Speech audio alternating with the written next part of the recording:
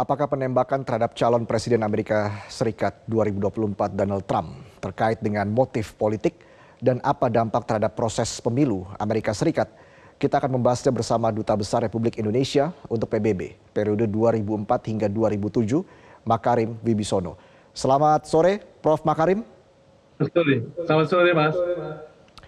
Prof, kalau Anda lihat ini terjadi kekerasan politik ketika kampanye di pemilu Amerika Serikat. Ini negara sebesar Amerika Serikat masih terjadi kekerasan politik seperti ini, Prof. Bagaimana Anda melihat ini? Apa dampaknya terhadap demokrasi di Amerika Serikat? Terima kasih ya, Mas. Saya kebetulan ya berkali-kali menghadiri pada waktu ada pemilihan umum di Amerika Serikat.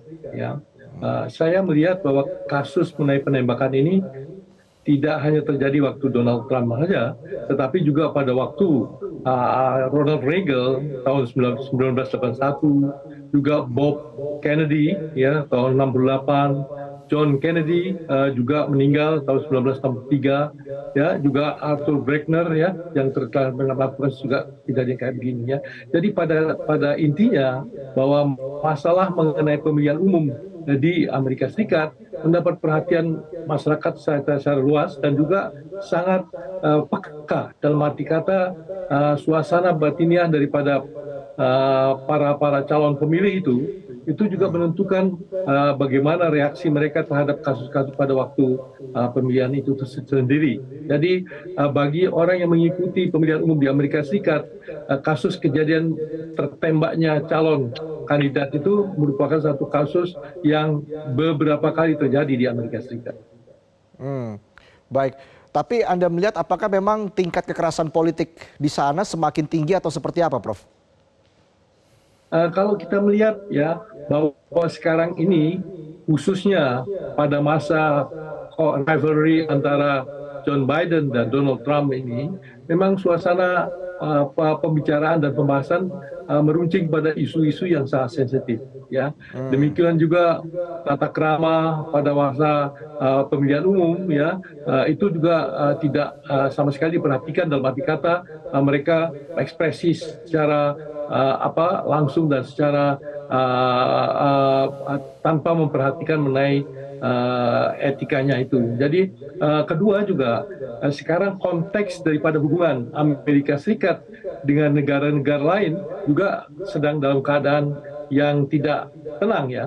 Jadi hubungan yang ada di Ukraina, hubungan yang ada dengan China, ya, hubungan yang ada dengan Rusia juga demikian.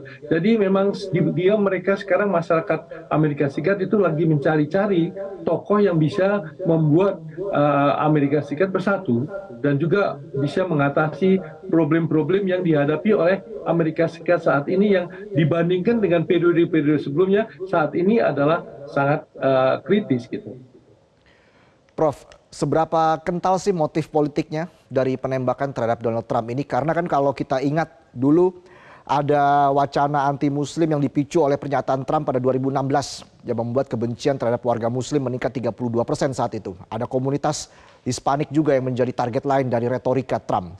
Walaupun kita memang belum bisa berspekulasi lebih jauh saat ini.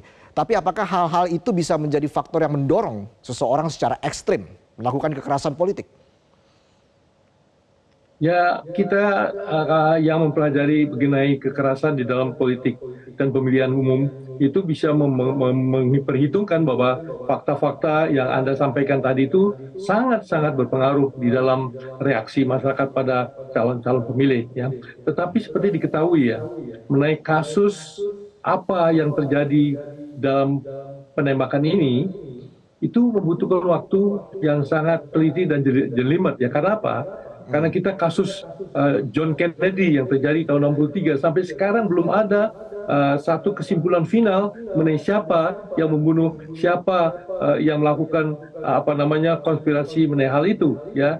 Jadi oleh karena itu memang kita hendaknya juga bisa melihat secara seksama bahwa hal-hal ini juga harus dilihat dengan fakta-fakta yang nanti kemudian disampaikan oleh John Biden, karena John Biden di dalam beberapa kesempatan telah mengatakan bahwa dia akan mengerahkan semua aparat negara ya untuk mencari tahu apa latar belakang dari penembakan Donald Trump tersebut.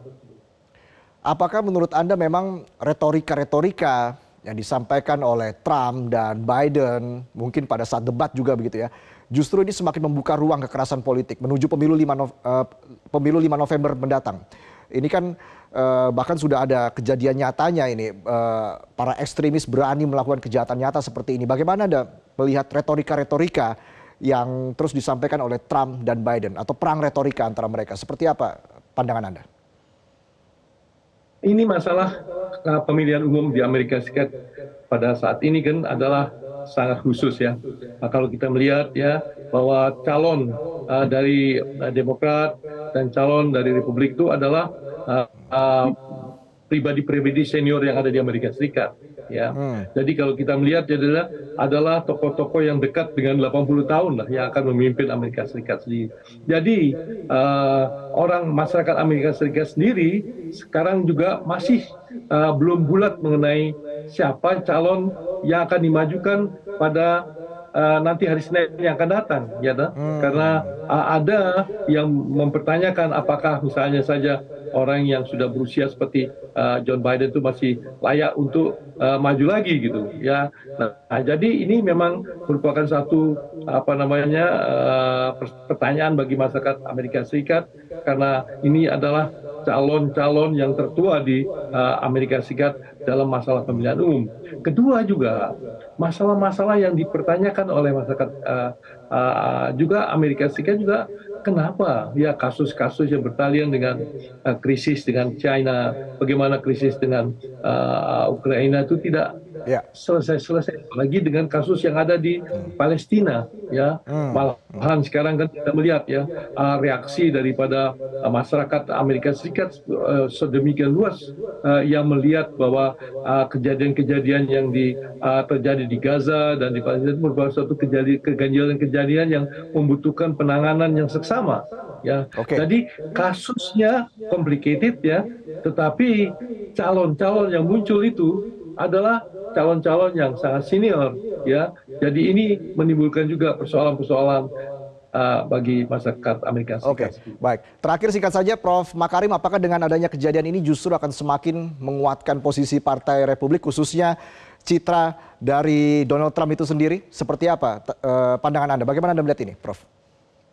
Ya, pertama ya tentunya ya bagaimana hasil penelitian yang disampaikan oleh aparat-aparat penegak hukum di Washington DC akan memberikan arah lebih lanjut ya. Kedua juga masalah yang akan menentukan arah daripada politik Amerika Serikat juga mengenai bagaimana sikap-sikap yang akan diambil oleh Donald Trump maupun juga Joe Biden yang berkaitan dengan konflik-konflik yang ada. Kalau misalnya tampak bahwa calon-calon tersebut masih bersitegang ya, masih terus mengangkat kasus-kasus kayak demikian, kita bisa melihat bahwa kejutan-kejutan akan terjadi di Amerika Serikat ya, karena pada umumnya banyak juga masyarakat Amerika Serikat tuh yang menginginkan adanya pendekatan-pendekatan segar ya dalam menghadapi gejolak-gejolak dunia yang sangat memprihatinkan.